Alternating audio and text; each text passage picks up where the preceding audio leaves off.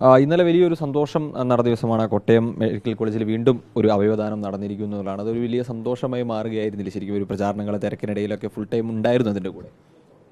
നിശ്ചയമായും ഇന്നലെ തെരഞ്ഞെടുപ്പ് പ്രചരണ പ്രവർത്തനത്തിൻ്റെ ഇതിൽ ഏറ്റവും അധികം മാനസികമായി സന്തോഷിച്ചൊരു ദിവസമാണ് ഞാൻ. മറ്റൊന്നും കൊണ്ടല്ല, തെരഞ്ഞെടുപ്പ് പ്രചരണം നിർത്തിവെച്ച് ഒരു ജീവൻ സംരക്ഷിക്കാൻ വേണ്ടിയുള്ള പ്രവർത്തനത്തിൽ ഏർപ്പെട്ടത് വിജയം കണ്ടു. അത് ഇന്നലെ മാത്രമല്ല, ഞങ്ങൾ തുടങ്ങിയിട്ട് 6 മാസമായി. അദ്ദേഹത്തിന് നേരത്തെ തന്നെ ഹാർട്ടിൻ്റെ പ്രശ്നമുണ്ടായിരുന്നു. മെഡിക്കൽ കോളേജിൽ തന്നെ 10 വർഷം മുമ്പ് ഒരു സർജറി നടന്നു. പിന്നീട് വീണ്ടും 2 വർഷം കഴിഞ്ഞപ്പോൾ വീണ്ടും ഒരു സർജറി നടന്നു. മൂന്നാമതൊരു സർജറി നടന്നു.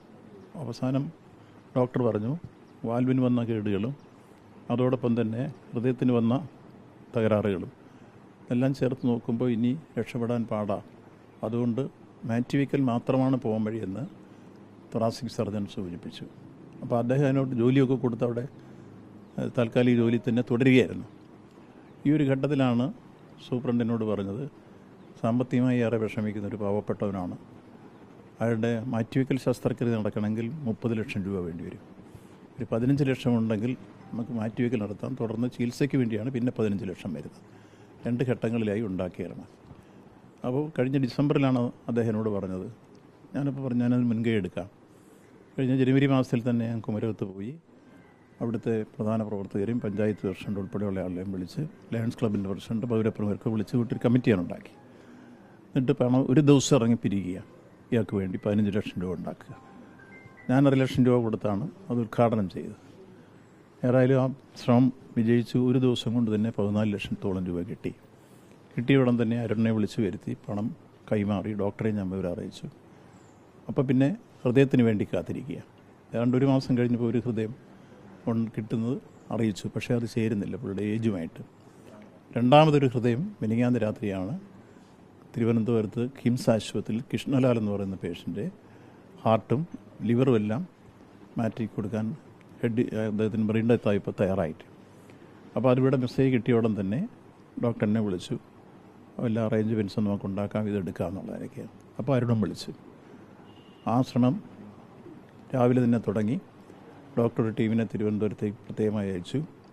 അത് കൊണ്ടുവരാൻ വേണ്ടിയുള്ള സംവിധാനത്തെക്കുറിച്ച് ആലോചിച്ചപ്പോൾ ഹെലികോപ്റ്റർ കിട്ടുകയാണെങ്കിൽ പെട്ടെന്ന് കാര്യം നടക്കുമല്ലോ. അത് ഗവൺമെൻറ്റുമായി ബന്ധപ്പെട്ട് ബഹുമാനപ്പെട്ട മുഖ്യമന്ത്രി അറേഞ്ച് ചെയ്യുന്നു ഹെലികോപ്റ്റർ. അത് കൃത്യമായി അതിൻ്റെ നടപടിക്രമങ്ങളെല്ലാം തിരുവനന്തപുരത്തെ 2 മണിയോടുകൂടി പൂർത്തീകരിച്ചു.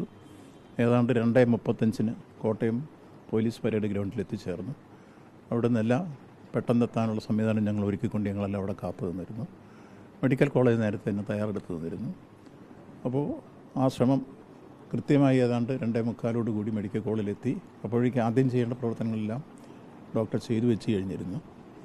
ഏതാണ്ട് 3:30 കൂടി നടന്നിട്ടുള്ള ശസ്ത്രക്രിയ 3 മണിക്കൂർ കൊണ്ട് ട്രാൻസ്പ്ലാന്റേഷൻ പൂർത്തീകരിച്ചു എന്ന് പറഞ്ഞു. ഞങ്ങൾക്ക് മെസ്സേജ് തന്നു. ഞങ്ങൾ മെഡിക്കൽ കോളേജിലോട്ടായിരുന്നു. ആ സന്ദർഭത്തിൽ വിജയകരമായി പൂർത്തീകരിച്ചു എന്ന് ഡോക്ടർ പറഞ്ഞപ്പോൾ തന്നെ നിറഞ്ഞ സന്തോഷമായി. എനിക്ക് തോന്നിയൊരു വികാരം കൂടി ഞാൻ പങ്കുവയ്ക്കുകയാണ്. അത് രാവിലെ അഡ്മിറ്റ് ചെയ്യുമ്പോൾ അരുൺ എന്നെ വിഷമത്തോടു കൂടി വിളിച്ചു. ഞാൻ അഡ്മിറ്റാകുകയാണ്, മറ്റാരും എന്നെ ശ്രദ്ധിക്കാനില്ല, വാസവൻ ചേട്ടൻ കാര്യമായി ഇതിൽ ഇടപെടണം, ശ്രദ്ധിക്കണം. ഞാനന്നേരം പറഞ്ഞു, എല്ലാ കാര്യത്തിലും ഇതുവരെ ഇടപെട്ടതുപോലെ ഇന്ന് തെരഞ്ഞെടുപ്പ് പ്രവർത്തനത്തിന് പോയില്ലെങ്കിലും ഇതിൻ്റെ കൂടെ ഞാനുണ്ട്, അതെനിക്കറിയാം, അതുകൊണ്ടാണ് ഞാൻ വിളിച്ചതെന്ന് പറഞ്ഞു. ആ പറഞ്ഞ വാക്ക് പാലിക്കാൻ വേണ്ടിയാണ് തെരഞ്ഞെടുപ്പ് പ്രവർത്തനം നിർത്തിവെച്ച് അതിൻ്റെ കൂടെ കൊണ്ടുവരുന്നതും കാത്തും മെഡിക്കൽ കോളേജിൽ നിന്ന് രാത്രി 10:30 ശേഷമാണ് ഞങ്ങൾ മെഡിക്കൽ കോളേജിൽ നിന്ന് പോകുന്നത്. അപ്പോൾ രാത്രി ഡോക്ടർ ഞങ്ങളുടെ കൂടെ ഇരുന്ന് കാര്യങ്ങളെല്ലാം വിശദീകരിച്ചു. നല്ല വിജയകരമായ ശസ്ത്രക്രിയയായിരുന്നു. ഒപ്പം ഇന്ന് രാവിലെ ആയപ്പോൾ അദ്ദേഹത്തിൻ്റെ വെന്റിലേറ്റർ വരെ മാറ്റാൻ കഴിഞ്ഞു. അത് കേട്ടപ്പോൾ ഒന്നുകൂടെ സന്തോഷമായി. അത്രയും പെട്ടെന്ന് വെന്റിലേറ്റർ മാറ്റാൻ പറ്റുന്ന സാഹചര്യം ചിലപ്പോൾ ട്രാൻസ്പ്ലാന്റേഷൻ നടക്കാറില്ല. അപ്പോൾ വളരെ പോസിറ്റീവാണ്, കാര്യങ്ങളെല്ലാം അനുകൂലമായി വന്നിരിക്കുന്നു എന്നുള്ളതാണ് കാണാൻ കഴിയുന്നത്. അങ്ങനെ ഇന്നലെ ഏറ്റവും മനസ്സിന് സന്തോഷമുണ്ടായ ഒരു ദിവസമാണ് ഈ തെരഞ്ഞെടുപ്പ് പ്രവർത്തനം. തെരഞ്ഞെടുപ്പിനേക്കാളും ഞാൻ വിജയത്തെക്കാളും സന്തോഷിക്കുന്ന ഒരു ജീവൻ രക്ഷിക്കാൻ. ഇതുപോലെ തന്നെ ഞങ്ങൾ നിരവധി ജീവൻ സംരക്ഷിച്ച അനുഭവങ്ങൾ ഞങ്ങളുടെ മുമ്പിലുണ്ട്. ആ കൂട്ടത്തിൽ ഇന്നലെ അവസാനത്തെയാണ്. 12ഓളം, നേരത്തെ 11 നടന്നത്, 12ാമത്തെ ട്രാൻസ്പ്ലാന്റേഷനാണ് ഇന്നലെ മെഡിക്കൽ കോളേജിൽ നടന്നത്. ലിവർ ട്രാൻസ്പ്ലാന്റേഷൻ ആദ്യത്തെ മെഡിക്കൽ കോളേജിൽ നടത്താനുള്ള സൗകര്യം ഉണ്ടാക്കി ആ ഓർഡറൊക്കെ വാങ്ങിച്ചുകൊണ്ട് വന്ന ഞാനാണ്. അതിനുള്ള സംവിധാനവും 12 ലക്ഷം രൂപ ഞാൻ MLA ഫണ്ടിൽ നിന്ന് കൊടുത്തുകൊണ്ടാണ് ആദ്യത്തെ ലിവർ ട്രാൻസ്പ്ലാന്റേഷൻ നടന്നത്. 7 അത്തരത്തിൽ നടന്നു. ഏതാണ്ട് 260 കിഡ്നി ട്രാൻസ്പ്ലാന്റേഷൻ അവിടെ നടന്നിട്ടുണ്ട്. ഇപ്പോൾ മറ്റെവിടെയും നടക്കാത്ത ഒരു ലങ്സിൻ്റെ ട്രാൻസ്പ്ലാന്റേഷൻ കൂടി നമ്മുടെ മെഡിക്കൽ കോളേജിൽ നടന്നിരിക്കുന്നു എന്നതും ഈ കാലഘട്ടം നമുക്ക് അഭിമാനിക്കാൻ വക നൽകുന്നു. ഇതെല്ലാം ആ മെഡിക്കൽ കോളേജിൻ്റെ പശ്ചാത്തല സൗകര്യം വികസിപ്പിച്ചെടുത്തതിൻ്റെ ഫലമായിട്ടാണ് ഇത്തരത്തിലെല്ലാം നടക്കാനിട വന്നിട്ടുള്ളതെന്ന് എടുത്തു സൂചിപ്പിക്കുകയാണ്. അവയവദാനം കഴിഞ്ഞ കാലങ്ങളിൽ അത്ര നമ്മൾ അങ്ങനെ കേൾക്കില്ലായിരുന്നു, പക്ഷേ ഇപ്പോൾ ഒരുപാട് പേര് അത്തരത്തിൽ തയ്യാറായി മുന്നോട്ട് വരുന്നുണ്ട്. അത് ശരിക്കും ഒരു നല്ലൊരു സന്ദേശം, അല്ലെങ്കിൽ സർക്കാർ അടക്കം മുന്നോട്ട് വെച്ചിരുന്ന അവയവദാനം മഹാദാനം എന്ന ഒരു സന്ദേശം എല്ലാവരും ഏറ്റെടുത്ത് തുടങ്ങി എന്നുള്ളത് തന്നെയല്ലേ? നിശ്ചയമായും കേരളീയ സമൂഹം മുമ്പ് ഏതൊരു കാലഘട്ടത്തെക്കാൾ വഴി ഉണർന്നും ഉയർന്നും സംസ്കാരസമ്പന്നമായ ഒരു നിലയിലേക്ക് വളർന്നിരിക്കുന്നു എന്നുള്ളതിൻ്റെ സൂചനകളാണ്. നമുക്കറിയാം 10 മാസം പ്രായമുള്ള കുട്ടിയുടെ പോലും അവയവം ദാനം ചെയ്യാൻ വന്ന ഒരു സംസ്കാരം കേരളത്തിൽ വളർന്നു വന്നിരിക്കുന്നു. അത് ഈ രാജ്യത്തിന് മാതൃകയായിരിക്കുന്നു. അത്തരത്തിലേക്ക് നമ്മുടെ നാട് ഉണർന്നിരിക്കുന്നു. ആ അവയവദാനം മഹത്തായ ദാനം, സംശയമില്ല. രക്തദാനം മഹത്തായ സേവനം എന്നായിരുന്നു നമ്മുടെ മുമ്പത്തെ മുദ്രാവാക്യം. അത് സാധാരണയായി കഴിഞ്ഞു. ഇപ്പോൾ അവയവദാനവും അത്തരം രൂപത്തിലേക്ക് എത്തിയിരിക്കുന്നു എന്നുള്ളത് നമുക്ക് ഏറെ അഭിമാനിക്കാൻ വക നൽകുന്നു. അദ്ദേഹത്തിൻ്റെ ജീവൻ തിരിച്ചു കിട്ടിയതിൽ ഇന്ന് രാവിലെ ഭാര്യയും മക്കളും ഇന്നലെ അമ്മയൊക്കെ വാവിട്ട് നിലവിളിക്കുക ഈ സംഭവം നടക്കും.